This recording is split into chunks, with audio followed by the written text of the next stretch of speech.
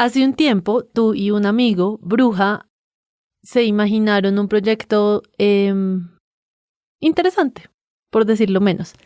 ¿Fotosíntesis? Fonosíntesis se llamaba. ¿De qué se trataba? Era una página web en la cual uno subía pistas de audio para crear música junto con las pistas de los demás. O sea, imagínate como en una sesión de un programa de grabación de audio tú tienes distintos canales. Uno puede ser la batería y el otro puede ser la guitarra. Lo que queríamos era una plataforma en la cual alguien graba una batería y tú te metes a la plataforma y sobre esa batería grabas otra cosa distinta y de repente otra persona utiliza el mismo track para hacer otra diferente y era como un montón de bifurcaciones sobre un mismo proyecto musical.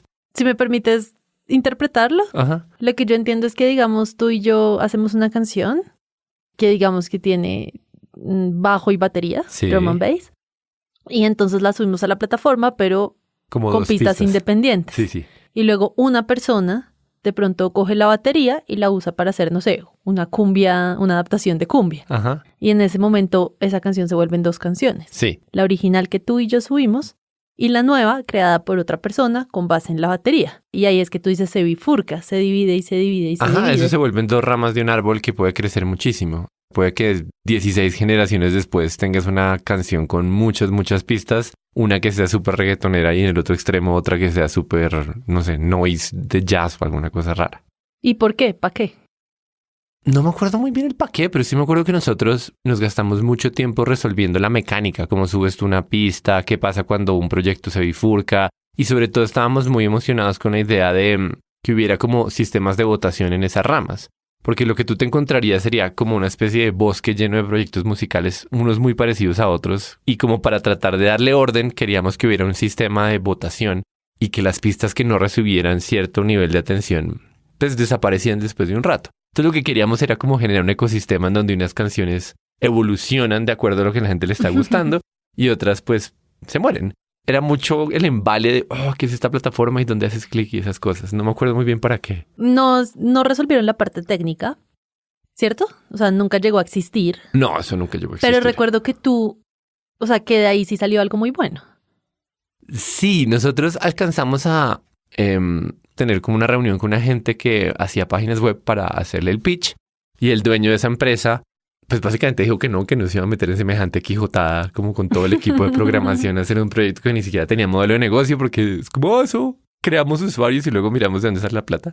Pero le gustó tanto la presentación, tanto el modo en que nosotros hicimos el pitch de cómo debería ser esta página web, que yo terminé contratado por esa agencia. O sea, te dijo, no gracias, pero... Hablemos. Hola. Exacto.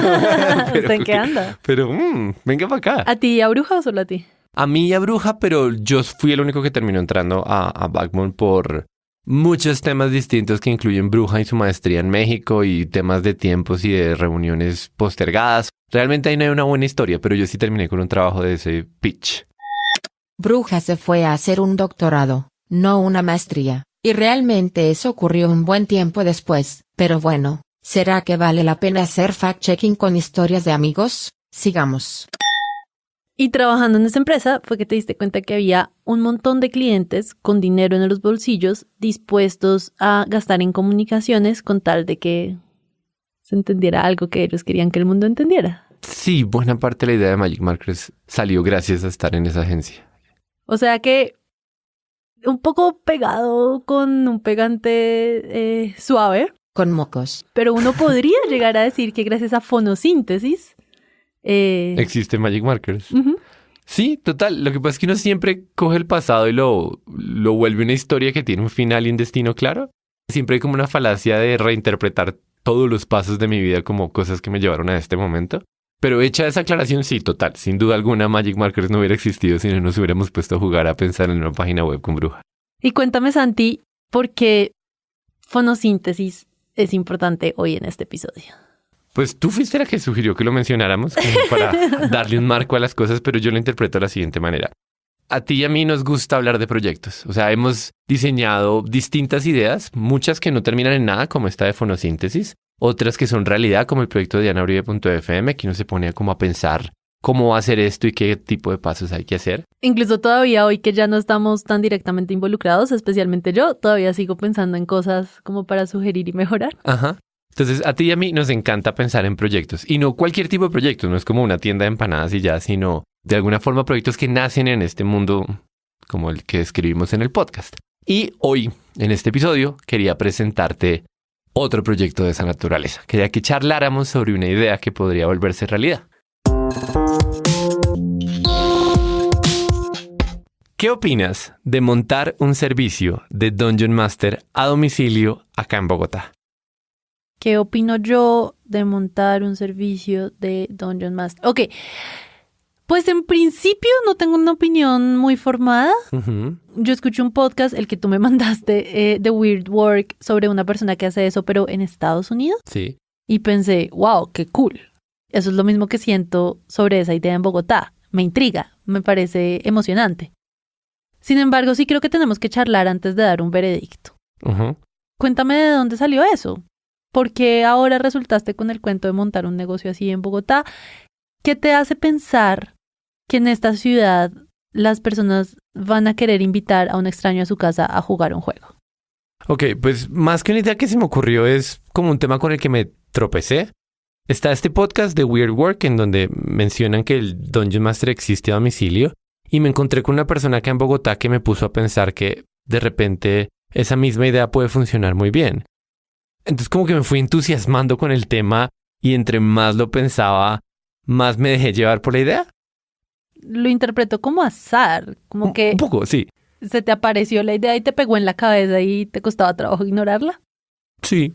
¿Podrías elaborar? Ok. Yo no soy experto en Dungeons and Dragons, soy muy novato. Sabía que esta vaina existía y me daba muchísima curiosidad como a lo largo de los años. Y tuve más de una conversación con personas que contaban que ellos sí jugaban rol y que jugaban Dungeons and Dragons. Pero era muy frustrante porque no solo no me incluían en los parches, sino que ni siquiera me contaban qué era esta vaina. Me decían cosas como que llevamos 5 años en un party, en una aventura juntos, entonces no te podemos incluir, Santi, porque eso ya está muy elaborado. Y cuando yo preguntaba, ¿cómo así que 5 años? ¿Y eso cuándo empieza? ¿Cuándo se acaba? ¿Cuál es la gracia del juego? Ellos no me sabían contestar algo que a mí me dejara menos confundido. Y me rayaba el coco la idea de que no me pudieran decir cuáles son las reglas o de qué se trata, sino que terminara en, no, es como que uno juega rol y se vuelve otros personajes, y entonces tú puedes ser un elfo en un mundo mágico y puedes matar monstruos. Y yo me preguntaba, ¿pero para qué? ¿Por qué? Me imagino que eventualmente entraste a internet, pero es el tipo de persona que tiene una pregunta e investiga. No, porque tampoco estaba tan obsesionado con el tema. O sea, podía tener esta frustración con un amigo hablando y luego seguir con mi vida como si nada. Ok. Entonces, no, ni soy experto ni estuve lo suficientemente obsesionado porque lo hubiera resuelto facilísimo en YouTube. Pero no pasó. Lo que sí pasó es que más adelante en la vida apareció un personaje clave que se llama Juan Sebastián Moreno, que de hecho fue Patreon de Cosas de Internet por un buen periodo de tiempo. Anécdota rápido de cómo apareció Juan. Sí, me parece divertido ese cuento. Entonces, Pablo, otro amigo, armó de cumpleaños una noche de juegos de mesa en un restaurante. Y tú y yo estábamos invitados. Recuerdo que llegamos tarde y por llegar tarde nos tocó como un poco, no quiero ponerlo de manera grosera, pero había una mesa en el fondo súper iluminada, llena de gente riéndose un montón, y al otro lado había una mesa más bajita además, con 2 personas así sentadas mirando alrededor, esperando a que se completara su mesa. Se sentía como la mesa de los rechazados. Sí, te entiendo. Entonces llegué, saludé, tal, ¿dónde nos podemos sentar? Y fue como, no, pues aquí en la mesa chévere ya está todo sellado. Pero si quieren la mesa de helado con 2 desconocidos, pues siéntense ahí y juegan. No nos dieron el lado con 2 desconocidos, nos dijeron algo así como, pero aquí estamos armando otra mesa. Y uno sentía la sensación de, lástima, si hubiéramos llegado antes, hubiéramos llegado a la mesa con el chévere. cumpleañero. Es que sobre todo el cumpleañero le da mucho carácter a la mesa. Ajá, entonces nos sentamos con 2 extraños en una mesa. Uno de ellos, Juan. Sí. La otra persona no me acuerdo, es súper querida, pero no recuerdo su nombre.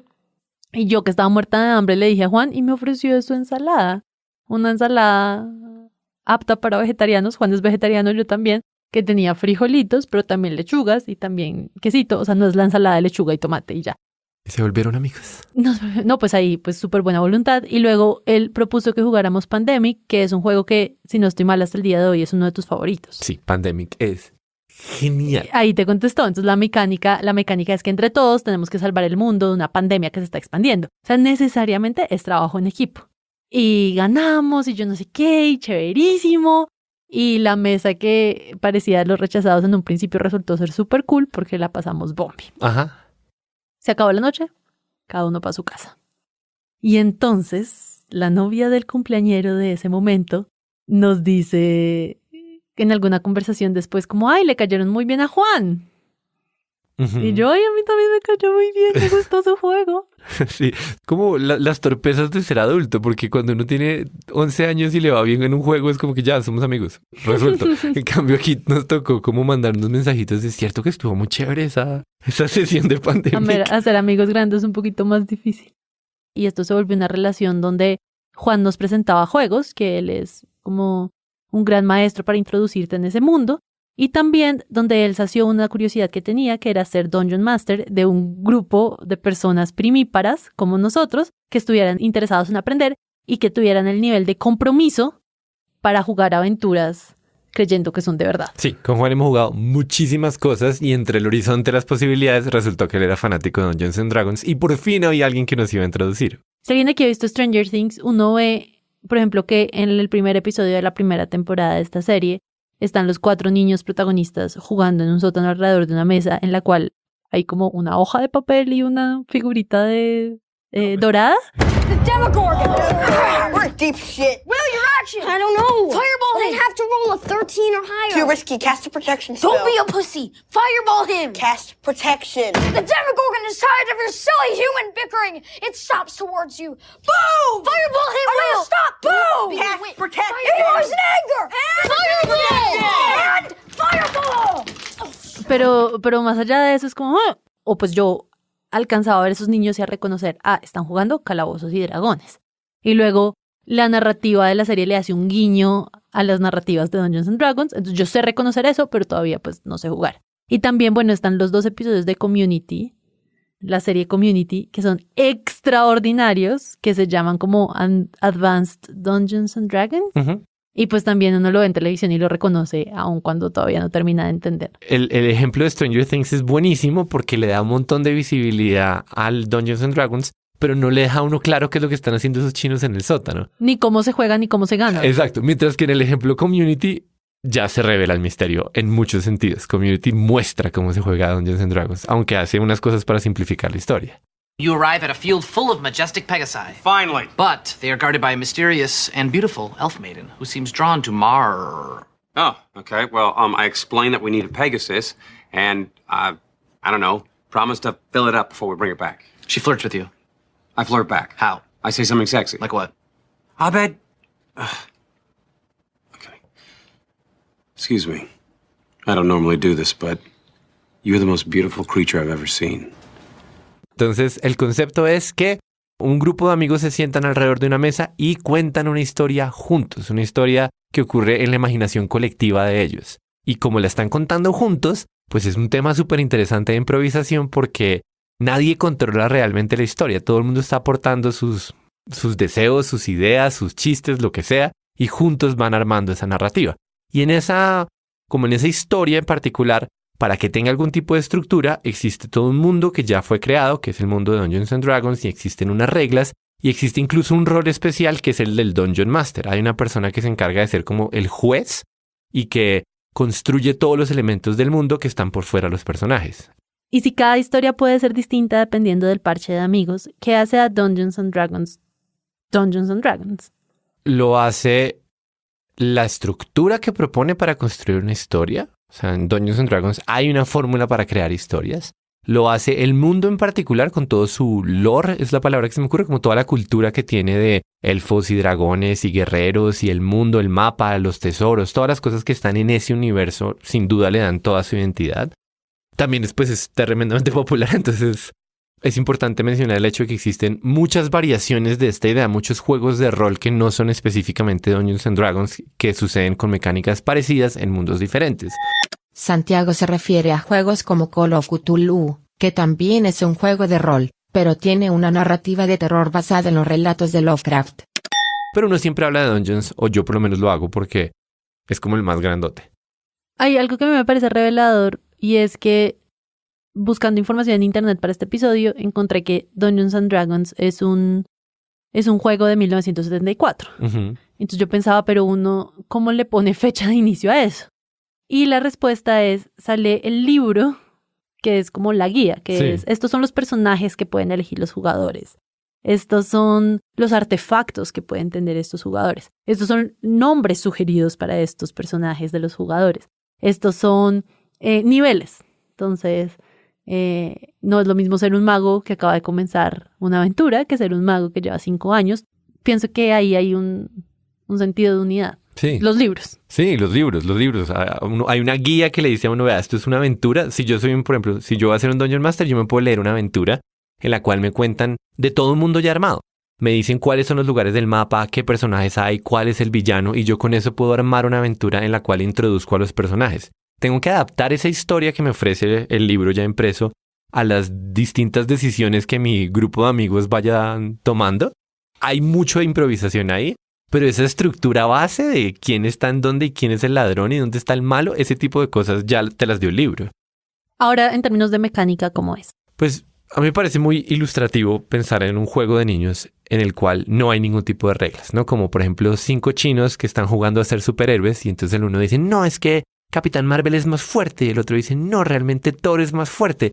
Y se quedan enfrascados en un montón de cosas que es como, no podemos resolver esto, no podemos. O sea, yo no tengo ni idea cómo hacer una pelea entre superhéroes y que exista algún tipo de realidad o de reglas que nos den un acuerdo sobre qué es lo que está pasando. Entonces, para resolver ese problema y poder construir una historia juntos, Dungeons tiene muchas dinámicas que se traducen en la palabra que tú estabas pensando, que es como la mecánica del juego. Laura, tú eres un elfo, estás enfrente de una cueva, huele feo, de repente llevas 2 días sin comer, te pongo un escenario y tú dices, quiero caminar. Claro que puedes caminar, dale, camina. Pero si tú dijeras, quiero investigar si hay una trampa en la entrada de la cueva, ahí ya hay una pregunta, como será que tu personaje sí puede descubrir trampas o no las puede descubrir. Eso me parece un ejemplo bonito porque recuerdo que en algún juego de los 3 que he hecho de Dungeons, 2 con Juan, 1 con Felipe, hay personajes que tienen visión nocturna y otros que no. Ajá. Entonces es como si tu amigo del lado que tiene visión nocturna hubiera preguntado, probablemente lo hace y ya. Pero tú que eres un mago, o tú que eres un draconiaco, o tú que eres otra raza que no tiene este poder, lanza los dados a ver si tienes la habilidad de ver en esta cueva oscura. Incluso cada personaje tiene características también muy humanas. ¿Qué tanto carisma tienes? ¿Qué tanta inteligencia tienes? ¿Qué tanta habilidad tienes? Entonces, si tú de manera predeterminada tienes poquita inteligencia, no eres una persona sagaz, y lanzas un número bajito, un 8 digamos, es como no, de malas. Pero tu personaje al lado puede ser súper ingenioso, súper pilo, súper avispado, y lanza el mismo 8 y esa persona sí puede ver. Sí. Y creo que es un buen punto para poner como la dinámica fundamental, que es, te presentan una situación, el Dungeon Master te presenta una situación y tú tomas una decisión que puede o no ocurrir, una decisión contenciosa, como quiero investigar lo de la trampa de la cueva. En ese momento, el Dungeon Master te dice que lances el dado y el resultado del dado va a definir si tú pudiste hacer lo que querías o no. Pero para darle color a todas estas cosas, el solo dado no es suficiente, sino que se carga de la información de tu personaje, y es lo que estabas diciendo ahorita. A ti, la primera vez que jugaste, ¿cómo te pareció esa mecánica? Brutal. Pareció demasiado chévere saber que uno puede construir una historia con ciertos elementos de estructura. ¿Y qué te hace pensar que la gente quiere ese Dungeon Master que te guía en estos mundos de calabozos y dragones en Bogotá? Hasta donde puedo ver, el fenómeno de Dungeons and Dragons ahorita está más fuerte que nunca. ¿Qué has visto tú en esta investigación? ¿O cómo crees que uno podría justificar esa afirmación?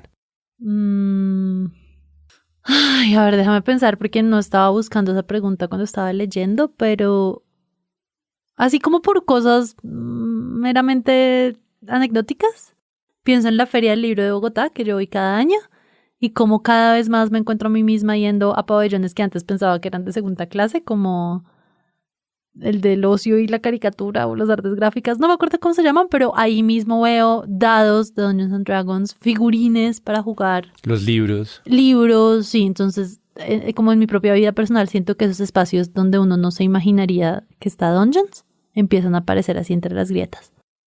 Y también, es muy difícil googlear Dungeons and Dragons, o en español, Calabozos y Dragones, y no toparse con algún artículo, referencia, lista, encuesta, galería que haga referencia a Stranger Things. Sí, de acuerdo. Y entonces es muy loco porque ellos eligen destacar este juego porque era popular en la época. Pero al hacer eso, vuelven aún más popular el juego. Uh-huh. Y tenemos entonces adultos jóvenes como nosotros acercándose por primera vez. Tenemos niños que están empezando como a explorar el mundo de los juegos de niño grande y se meten. Tenemos papás que cuando eran jóvenes jugaban obsesivamente a Dungeons & Dragons, ahora le están enseñando a sus hijos. Se reconectan con una pasión del pasado y la pasan a la siguiente generación. Pero también el juego hace unos años tuvo un renacer porque sacaron la 5ª edición. Creo que en 2015 Wizards of the Coast publicó nuevos libros como actualizando las reglas y con nuevas aventuras. Y aquí les voy a poner un audio del CEO de Hasbro, que son los dueños de Wizards of the Coast, diciendo que Dungeons & Dragons ahora es más popular que nunca. Esa me gustaría escucharla porque más que percepciones son hechos. Hay números reales de ventas. Well, people are more into Dungeons & Dragons today than ever before. In fact, it's enjoying its best year ever. It's been the last couple of years where it's grown. People are re-engaged with that brand because it's a face-to-face game, it's immersive, and it's a game that people really enjoy playing with one another. We have more new users coming on board, double-digit new user growth. Critical Role, faltan ellos. Recuerdo con mucha claridad la emoción de Juan cuando ellos estaban reuniendo plata para crecer el proyecto. Y justo me acordé de leer para esta conversación. Uh-huh. Cuenta qué es. Critical Role es un proyecto de un equipo de personas que son voice actors. ¿Tú los definirías así o cómo lo pondrías tú? En español yo diría que son 8 locutores que también son nerds que se dedican a grabar sesiones de juego de rol de Calabozos y Dragones. Y es bonito la expresión en inglés, voice actors, porque son personas cuya voz es muy versátil y que lo usan al momento de jugar y de construir historias. Sí. Les voy a poner un fragmento, pero, para que se ubiquen, uno de los personajes está esculcando el equipaje de alguien y lo acaban de descubrir. There's no liquor in here! Oh boy, I better go down to the bar! What were you looking for? Nothing. Liquor? Were you looking for this? And I hold up a folded piece of paper. What will you give me for it? I'll give you a whole gold piece. Oh, no, something. I don't want money, I want something. Give me something. 2 gold pieces. Not gold pieces. What do you have?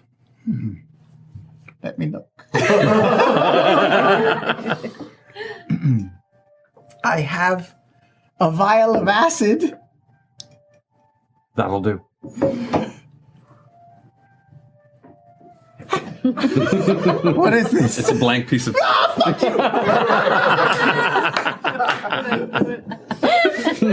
Maybe it's invisible ink. I hang back the acid. Don't try and go through her stuff. You're just going to get caught. All right.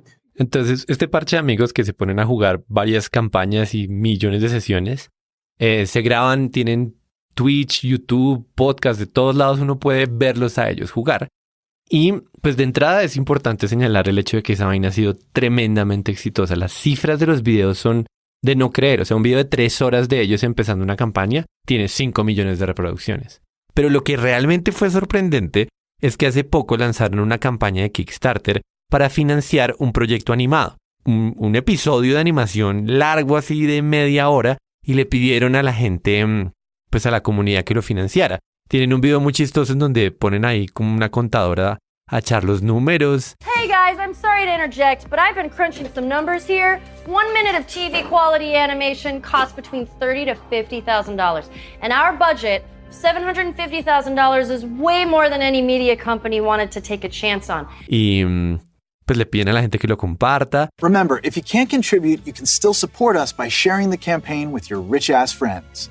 Incluso muestran un tráiler con la música así todo emocionante de lo que es la animación y la campaña. The adventure begins. They were always beside you, your nerdy best friends, and the DM to guide you, and they rise from the flames for the battles ahead. Villains beware, 'cause you're about to be dead.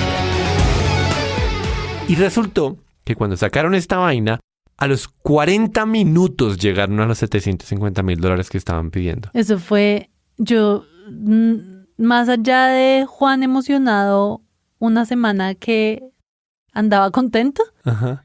No recordaba bien qué era lo que había pasado. Era como un rumor de Twitter. Y antes de este episodio me puse a leer la cuenta de ellos en Kickstarter con todas las actualizaciones que habían hecho para la comunidad. Y eso es como un diario con entradas contando como su propia emoción y su propio asombro. Sí, como primera entrada, vamos a iniciar la campaña. Y luego como, wow, 40 minutos, llegamos al objetivo. Ok, vamos a hacer un stretch goal, que es algo que aman hacer en esos crowdfundings, que es como estirar un poquito más la meta. Y luego logran la meta estirada y la estiran más y lo logran y la estiran más y lo logran. Al final del día, Critical Role logró conseguir $11.5 millones para financiar los episodios animados hechos a partir de sus aventuras. Esa cifra a mí me parece muy impresionante. ¿Sabes que a mí me conmovió como un fenómeno de internet? Ajá. Yo no lo interpreté como lo estamos haciendo hoy desde la perspectiva de la popularidad de Calabozos y Dragones, Ajá. sino que me pareció como una de esas bofetadas que le da internet al mundo tradicional. Un productor de televisión no quería sacar los $750,000 del bolsillo para producir algo porque era un agente actuando con base en un juego, como que no suena bien. Y estas personas deciden hacerlo de manera independiente y le demuestran a las industrias tradicionales que en tiempos de internet, pues hay público para todo. Para este episodio tenemos el apoyo de Servientrega. Servientrega es una empresa colombiana de logística y cuando nos contaron que querían pautar en el mundo de los podcasts, aprovechamos para preguntarles cómo funciona la parte tecnológica de su día a día. Y hoy les voy a contar una historia sobre correo electrónico certificado. Entonces, ubiquémonos primero en el mundo físico y real. El correo certificado se utiliza para muchas cosas, para mandar cheques, documentos importantes, pero sobre todo se utiliza en el mundo de los abogados, para notificarle a alguien, por ejemplo, que está siendo demandado. Hay empresas que se toman el trabajo adicional de rastrear el paquete, tomar las firmas, tomar las evidencias para que al final del día uno en una corte pueda decir esa persona sí fue notificada.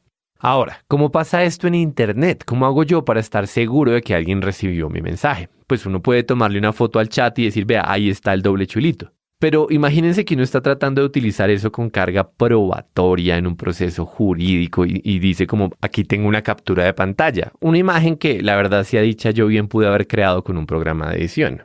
Total, tenemos un problema. Y la respuesta a ese problema es que también existe el correo electrónico certificado. Es más rápido, es más barato. De hecho, es un servicio que ofrece Servientrega. Se llama iEntrega. ¿Y cómo funciona? Resulta que la certificación de esos correos está soportada sobre la base de 3 capas de validación, llamémoslo así. En la primera capa estamos simplemente utilizando los protocolos de comunicación que ya existen en Internet. Cuando ustedes mandan un email, ese email le va a llegar a algún servidor y uno le puede preguntar a ese servidor si el paquete de información en efecto fue recibido. Yo no puedo hacer eso cuando yo mando un correo común y corriente, pero los de Servientrega, utilizando una tecnología un poco más potente, sí se ponen a hacerse esas preguntas con los servidores. Y ahí pueden determinar que en efecto el paquete está en la bandeja de entrada de la persona que debería recibirlo. Ese es el nivel número 1. El nivel número 2 es un truco que me pareció bastante interesante y es que cuando uno le da clic a uno de estos correos se encuentra con un link que lo saca de esa plataforma y lo lleva a una página en la que sí está siendo rastreado. Pero ahí no termina la historia. A pesar de que existen herramientas técnicas que le permiten a uno saber si un mensaje en efecto fue recibido, resulta que igual necesitamos de instituciones que acrediten que los procesos que se utilizan para verificar esa información son los correctos. Entonces, ese tercer nivel es que igual, para que uno pueda mandar un correo electrónico certificado, tiene que haber una organización que lo acredita y todo un tema institucional detrás de esto. En el caso de iEntrega, la institución es la ONAC, o sea que aquí también hay como una especie de notaría. Pero bueno, gracias a Servientrega por ser el primer pautante de cosas de Internet. Gracias a ustedes por escuchar este breve anuncio y seguimos con el episodio. Ahora cuéntame, Santi, ¿cómo es que alguien con tu experiencia en Dungeons & Dragons va a montar este negocio? Sí, alguien con la experiencia tan limitada. Ok, lo primero es, yo no soy el Dungeon Master a domicilio. No soy yo el que va a ir a hacer las aventuras para otras personas. Sí, sé que sabías, pero hay que decirlo explícitamente. La persona que iría se llama Felipe Useche, más conocido como Pops. Felipe llegó a nuestras vidas por Game of Thrones. Sara la de Magic Markers, Sara la del Presunto Podcast lo llevó. Y creo que durante muchos años realmente yo no hablé con él. La primera impresión que tuve era de una persona que no es ni extrovertida ni introvertida y con quien podías no hablar. Pero en algún momento le comencé a picar la lengua con respecto a ciertos temas ñoños. Y cuando uno hace eso se da cuenta que Felipe es una persona que se apasiona mucho por este tipo de cosas, que habla con un cariño que contagia de una forma agradable. Y sobre todo Felipe es un personaje que aparece en historias de Sara y de Juan. O sea, él es el DM de ambos en distintas aventuras y en distintos juegos, no solo Dungeons and Dragons. Realmente yo solo he jugado con Felipe una aventura con él, pero he escuchado 1000 cuentos de Sara jugando aventuras que dirige él, 1000 cuentos de Juan, y he hablado con él sobre otros temas ñoños. Y en el camino, pues me fui encontrando con una persona que me parece muy perfecta para esa disposición que se requiere al momento de ser como apasionado y profesional al tiempo. ¿Cuánto tiempo crees tú que lleva él jugando este juego? De hecho, le pregunté, son por ahí 1000 horas de vuelo que tiene Dungeon Master. O sea, ¿tú crees que la pedagogía ya está hecha? Pues también creo que cuando uno se pone a hacer DM a domicilio, saca otras 1000 horas en un año. O sea, que hay un punto en donde alguien que dice que tiene 40.000 años de experiencia no alcanza a jugar tantas aventuras como una persona que lo está haciendo todos los días. Y lo chévere es que incluso yo tuve una conversación con él antes de haberle hecho cualquier tipo de propuesta en la que él explícitamente me dijo que le encantaría ser Dungeon Master todos los días a toda hora. O sea, que la idea de armar estas aventuras lo entusiasma un montón. ¿Qué lo detiene? No sé, ¿sabes? Porque además él ya sabía que existe el modelo de Dungeon Master a domicilio. Él de hecho compró alguna vez el dominio Dungeon Delivery en Facebook. Oh, ¿cómo así en Facebook? No sé, dijo que en Facebook. Bueno, dejémoslo. Entonces, yo creo que lo que lo detiene es la estructura del proyecto, salir al aire. Además, empezar a hacer este tipo de cosas con voz a voz es fregado. Se puede, pero es fregado. Y mi propuesta para Felipe es decirle, man, yo creo que hay muchísima gente que estaría feliz de pedir un Dungeon Master a domicilio. O sea, mucha gente quiere entrar en este mundo y no sabe cómo hacerlo y la pieza clave es el Dungeon Master. Y si tú tienes esa vocación y lo quieres hacer, a mí me encantaría como que sucediera. Y el modo específico en que lo puedo apoyar es estructurando el proyecto, como con procesos y cosas y detalles que podemos ahorita charlar. Y sobre todo, haciendo un video para el canal de Magic Markers. O sea, como montando una estrategia de lanzamiento. Esa sí no la sabía. Ajá. Ok, un video explicando qué es Dungeons and Dragons. Sí. Que es, o sea, esto es Calabozos y Dragones y al final el típico llamado a la acción Magic Markers de si quieres ya saber más, llama a Felipe. Sí.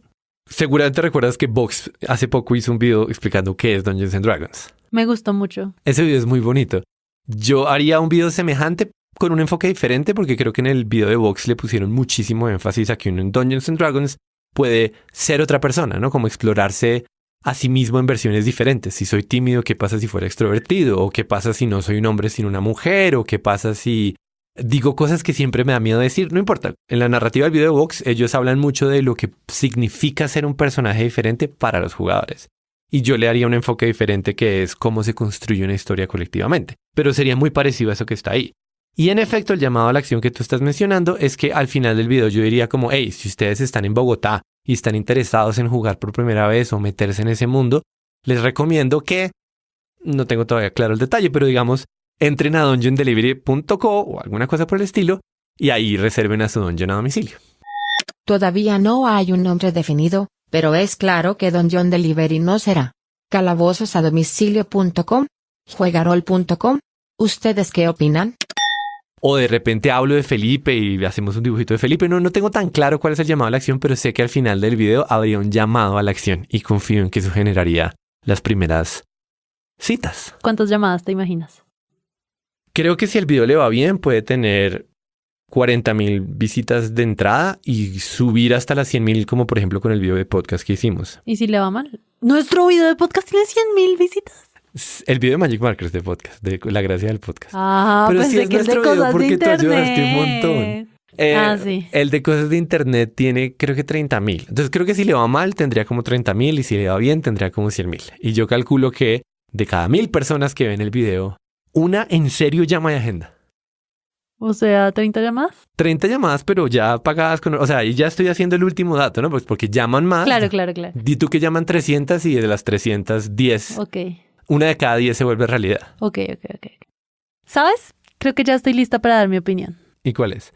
Tú lo sabes, lo hemos mencionado en este podcast y también fuera de él, que a mí me encantan los trabajos que se salen, por decirlo de alguna forma, de lo que uno estudia en la universidad. Uh-huh. Esos trabajos contemporáneos, improbables, que uno no sabe a qué horas alguien logró vivir de hacer eso. Me gustan, me cautivan, me fascinan y me encantaría que Bogotá tuviera a alguien que dice, me ganó la vida dirigiendo juegos a domicilio para las personas. Juegos en de ese rol. sentido, sí, en ese sentido casi que no me importa si es rentable, si no es rentable, me ilusiona simplemente la idea de que Pops o cualquier otra persona logre que ese sea su trabajo. Uh-huh. Ahora, si hay espacio para los consejos... De una, yo quiero feedback. También las personas que están oyendo. Me encantaría que me dieran feedback. O sea, ellos así también. como el video es una estrategia de mercadeo, cosas de internet es una estrategia de... Focus group. De focus group. Focus group global. Me encanta esa idea. Yo creo que cuando uno tiene pocos recursos es muy importante invertirlos bien. Ajá. Y en esa medida yo les aconsejaría poner unos objetivos muy claros. Sí. Si tienen que hacerlo por fases, está bien. En los primeros 3 meses que queremos lograr, en los siguientes 6 meses que queremos lograr en el primer año. Por ponerte un ejemplo con cosas de internet, nuestro objetivo al principio era existir, luego nuestro objetivo era crecer y ahora estamos mudando de ese objetivo de crecer a encontrar un modelo de negocio sostenible. Uh-huh. Y ser disperso es un lujo que uno no se puede dar. Obviamente, alguien podría argumentar, Laura, pero ¿no sería bueno tener foco en todas las actividades de la vida? Un poco yo iba a decir eso. Sí. Y yo diría, No veo. sí, claro, pero también es cierto que en otros espacios, de pronto cuando uno trabaja de lunes a viernes de 9 a 6, es mucho más fácil como empezar a atender otras cosas que son urgentes, pero de pronto no van con el objetivo que uno se había propuesto. Ok, pero igual no me lo tienes que vender. Yo estoy completamente de acuerdo en que los objetivos son importantes. Listo. Y yo los definiría muy bien desde el principio. Que sea, en el este objetivo- caso, el objetivo sería que Felipe pueda vivir de esto lo más pronto posible. O sea, Ya que lo es- hablaron, lo concertaron, las expectativas están claras. Yo diría que si lo hablamos, sí lo concertamos y las expectativas están claras, pero cuando me lo preguntas así, me haces dudar por un momento. Pero sí, la idea no es solo como que exista la posibilidad de que él sea DM a domicilio y que qué chévere, sino que sea un motivo para renunciar a su trabajo y dedicarse tiempo completo a esto. ¿Y en cuánto tiempo? O sea, de acá a un año, Felipe logre tener un sueldo igual o equivalente. Que de acá a un año Felipe logre igualar o superar su sueldo siendo Dungeon Master. Gracias, se me iba enredando la lengua. Pero sí, eso. No sé si ya lo charlaron primero. No, y no le hemos puesto lo de un año, pero sí, uno le puede poner una línea de tiempo, digamos 6 meses también. De repente no tiene que ser un año. Sí, eso. Y luego de ahí va saliendo como una cascada de tareas, que es ¿qué podemos hacer para que en estos meses esto suceda? Ajá. Entonces, en el primer mes vamos a hacer esto, en el segundo mes esto. Tú sabes, palancas. Esto es un concepto de un libro de objetivos que se llama Measure What Matters. Es muy bueno, pero no lo lee, queda transformado y luego se le olvida. Y luego le toca volverse a acordar. Con un asterisco antes de que Penélope lo tenga que decir, y es que lo de la palanca no es de Measure What Matters. Es de Otro libro. las o sea, disciplinas de la ejecución. Sí, pero me da tanta pena No pelemos el mencionarlos. cobre, no Sí, pelemos el exacto. cobre con lecturas empresariales. Listo. Otra cosa, Santi, es que yo me imagino esta empresa, no sé si sea igual que tú, pero muy autónoma. Es decir, cuando yo escuché la frase por primera vez, Ujú. se me ocurrió una revelación que uno, no importa cuántas veces tenga, es muy fácil olvidar. Y es que uno se propone hacer una cosa como una actividad central y eso termina ocupando solo una porción del tiempo. Por darte un ejemplo, Ujú. nosotros en Cosas de Internet nos proponemos sacar episodios una vez al mes. Y el tiempo que nos gastamos, de hecho, grabando y editando no es el 100% de este proyecto. No, pero igual está bastante bien. O sea, yo creo que nos gastamos una buena cantidad del tiempo en hacer los episodios. Pero entiendo tu punto. En el caso de Magic Markers, nosotros pensábamos que solo con hacer buenos videos íbamos a ser una buena empresa y no hay 17,000 cosas que toca tener bien hechas para que como que el modelo funcione. Los libros de contabilidad allí afuera del estudio dan cuenta de ello. Entonces, bueno, tener una muy buena base de datos de clientes que llaman una vez, 2 veces, entender bien quién está llamando pero no comprando, quién está comprando pero no volviendo a comprar, como tener bases de datos para que cuando vaya a entrar un humano, entre en las acciones clave. Obviamente, pues hay que ser respetuosos con la información que ustedes recogen de las personas, pero pienso que pueden basar su negocio en información, en sistemas automatizables. Si tienen que comprar un bot, cómprenlo. Bueno, no sé. Pero sigues mi punto. Traten que sea lo más automanejable. Hay un libro que es una chanda, pero es revelador, que se llama The 4-Hour Work Week, si no estoy mal. Sí. Y el tipo habla de cómo trabajar 4 horas a la semana. Y yo te lo recomendaría de inspiración porque él monta todo un negocio de venta de camisetas donde al principio invierte mucho tiempo en entender cuáles son los problemas recurrentes. Luego invierte unos meses en buscar la solución y de ahí en adelante simplemente recoge el dinero. Yo creo que eso es una gran inspiración para un negocio autónomo, sobre todo como son 2 personas por ahora. Finalmente, ya me habías hecho cara que me aceptaste la segunda. Sí, total. Entonces me voy a la tercera. Creo que tienen que fijarse en constantemente hacer que más personas sepan que su negocio existe. Ya mencionaste el video de Magic Markers y yo creo que eso es un muy buen primer empujón, pero esto es un servicio que se tiene que explicar constantemente. No es tan fácil contratar un Dungeon Master a domicilio. Y yo pienso que ustedes, mientras están montando una empresa, están también creando un mercado. Y crear ese espacio requiere todo el tiempo estar reclutando gente. Así no sean personas que los van a contratar, si tienen que ser personas que saben que esto existe. Y yo no me conformaría con simplemente hacer un video y tener 30,000 visitas y recibir 1,000 llamadas, sino que uno de mis objetivos centrales, aparte de la automatización, lo volvería tener exposición a nuevas personas. Que eso sí no tengo muy claro cómo se hace, porque una vez hecho el video, creo que sí hay una necesidad de generar nuevos contenidos para el futuro, pero no hemos pensado en ningún plan ni proyecto que genere esos contenidos. El punto es que se les pueden ocurrir ideas como, por ejemplo, es una empresa que presta servicios de Dungeon Master a domicilio, pero en paralelo crea contenidos con relación al juego Dungeons & Dragons. Sí, total. Pueden organizar como lo más eventos. lógico. No, mentira, que camello organizar eventos. Eso sería lo más lógico, pero no sé si es efectivo. Porque hay quienes dicen que el mercado de contenidos es impajaritable para una empresa hoy en día, pero también un montón de gente publicando y nadie los lee. Entiendo tu punto y es, sale el video de Magic Markers, sale una primera ola de noticias de que esto existe y qué vamos a hacer para que esa ola no se muera, para que en el futuro sigan entrando nuevas personas y se siga entendiendo qué es lo que está detrás de esa vaina. Y la respuesta todavía es, no sé, no sabemos, pues porque uno puede crear contenidos, pero eso consume un montón de energía. Ok, creo que eso es lo que puedo aportar al proyecto en este momento. Pues, de hecho, hay una cosa más que puedes aportar y es, ayúdame a contestar esta pregunta. ¿Cuánto pagarías tú por un servicio de Dungeon Master a domicilio? Y eso va también para la audiencia. Me parece muy interesante que la gente que está escuchando este episodio, por favor, nos escriba en Patreon la respuesta a esa misma pregunta. 70,000 pesos. Ok, cool. Ahí se puede. ¿Eso es que 20 y algo de dólares? ¿$25? Para la audiencia internacional, sí, $25. Sobre todo lo que yo estoy pensando es, no solo desde la perspectiva de lo que tendría que costar el servicio para que Felipe pueda hacer una transición de un trabajo a otro, sino también como cuánta plata se gasta la gente de tú yendo a cine y comprando el combo de comida y el parqueadero. Es que es raro porque cuando uno gasta dinero en entretenimiento que no ha probado antes, le parece un poco más costoso. Yo pensé 70,000 pesos con base en nada, fue el número que se me vino a la cabeza.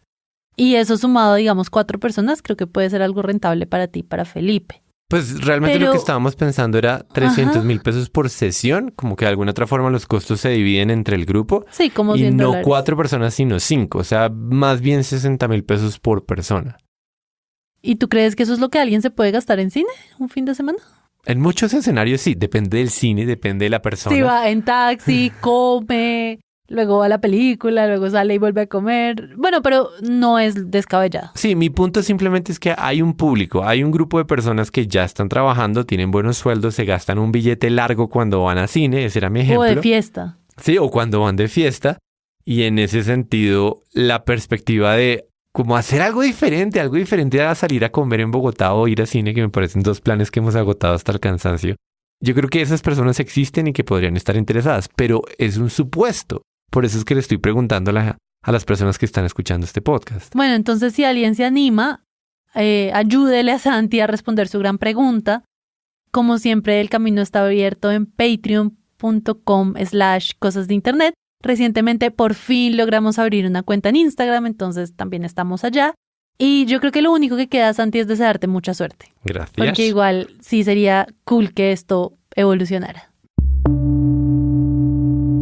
Ok, entonces la recomendación para este episodio es un podcast en inglés que se llama Caliphate. Es brutal, a lo bien deberían escucharlo. Yo lo conocí porque Laura me lo recomendó.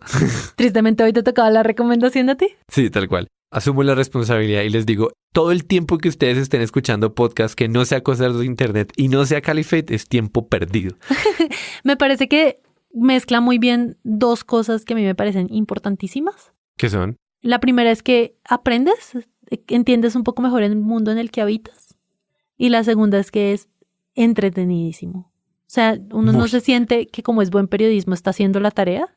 No es el artículo de 30 páginas, la investigación pesada.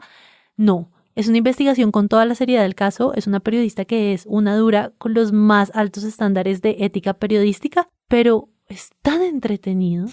Te engancha, tú quieres escuchar el siguiente, tú no puedes parar. Ok, y para que se hagan una idea, porque no hemos dicho de qué se trata, esto es un podcast hecho por el New York Times, sobre todo por la gente que trabaja en temas internacionales tipo Medio Oriente. Y lo que se propone es entender el mundo de ISIS. ¿Qué creen estas personas? ¿Cómo llegó a formarse? ¿Qué significa? Y en efecto hay una periodista súper estrella, o sea, demasiado buena, que hace unas entrevistas brutales, que va a los campos de batalla a buscar documentos a ver si puede entender mejor la historia. Y uno está pegado a sus audífonos como episodio tras episodio. Y bueno, como siempre, hay más podcasts en español que se graban en este mismo lugar donde estamos Santiago y yo en este momento. Entren a mismoestudio.com para descubrirlos.